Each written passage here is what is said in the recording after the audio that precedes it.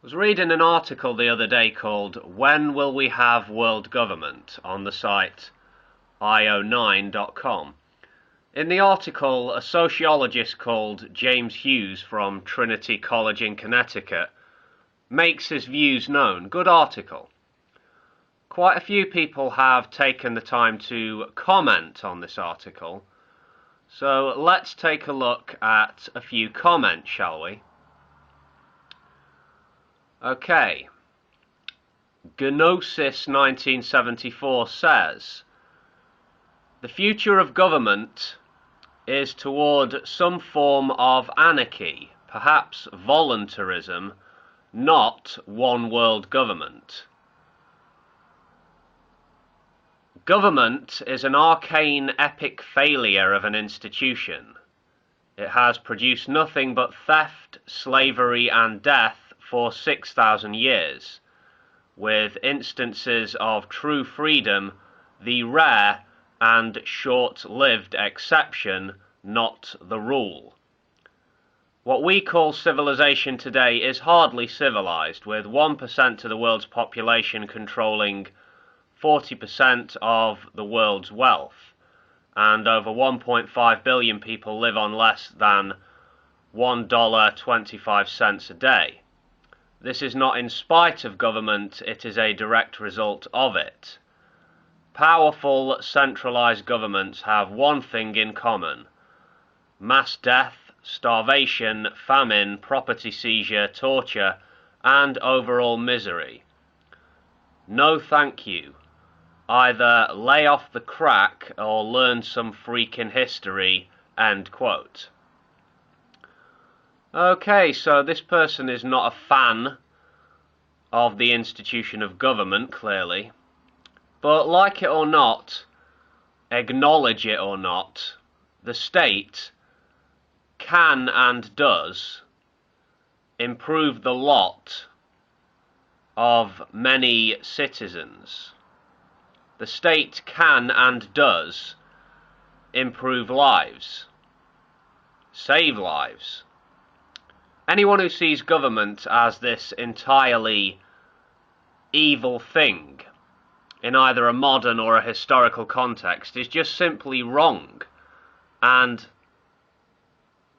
maybe has some growing up to do. Gnosis 1974, you said powerful centralized governments have one thing in common. Then you proceed to list 6 different things.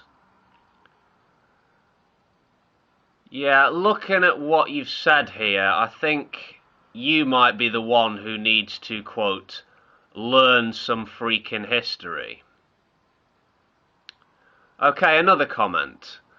This time from someone called Scarecrow94. Quote, "Humans can hardly run our own governments right now. What makes us think we can run a global government? Every form of government has extraordinary flaws, even democracy.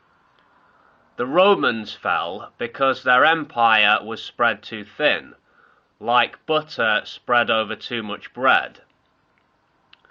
And it lacked proper checks and balances that allowed takeover from oppressive leaders. Who's to say we have proper checks and balances for a global government? Extreme cultural differences and lack of checks and balances tore Rome apart, and it would tear an undeveloped global democracy apart.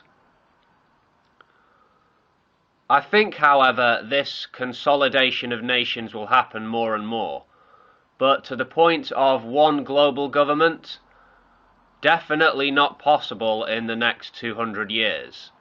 It's going to take many wars and many lives." End quote. Why are you talking about the Roman Empire? Hughes was talking about world federalism in this article. As far as good checks and balances goes, well, this would come from a written world constitution, right? A constitution which would create a distribution of powers and spell out political and civil rights for the citizens of the world, I would assume. Definitely not possible in the next 200 years. How do you know? That's just your unqualified opinion, isn't it? You don't know what's going to happen in the future, no more than I or anyone else does. Right. Metal Wolf 556 says, I think the only likely way humanity voluntarily will unify Earth is in the event of first contact with an alien species. No such unity will exist without another competitor to us on the level of a whole species, or maybe I read too much science fiction, end quote. Yeah, maybe you do, mate. Okay, next comment. Delton Slusher says, why the bloody fucking hell would anyone want a world government? A government where the ignorant savages who infest places like Uganda and Bosnia have a voice in deciding what is legal in the USA? ? That would be treason, not only to this country, but to intelligence, end quote. You've been to Uganda and Bosnia, have you, Delton? You can testify to the fact that they're a bunch of savages, can you? Sad thing is, there are many people who share this person's opinion. Okay, one more comment. Goddle Bleal, good username, says, I'm on the fence on this one. Theoretically, concentrating all governments into one convoluted body is a staggering thought, considering that power corrupts, and any one person or group at the helm would have a quasi-absolute power over all nations. Right, I'm not reading the rest of your comment. The idea of a democratic federal world government is not to merge or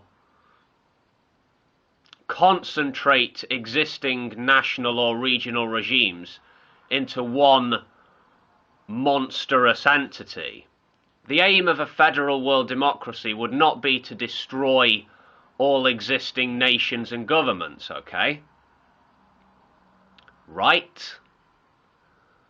Please go and do some research. Go and research the World Federalist Movement, for instance. Some of the comments on here are quite silly, some are cynical, some are hostile in a completely unreasonable way. Doesn't really surprise me. Some intelligent things are said in the article, though, and not all of the commenters are badly in need of an education, so yeah. Go check out the site, io9.com. Check out the article if you've got the time, and let me know what you think, if you like. And I will see you next time. Take care of yourselves, folks.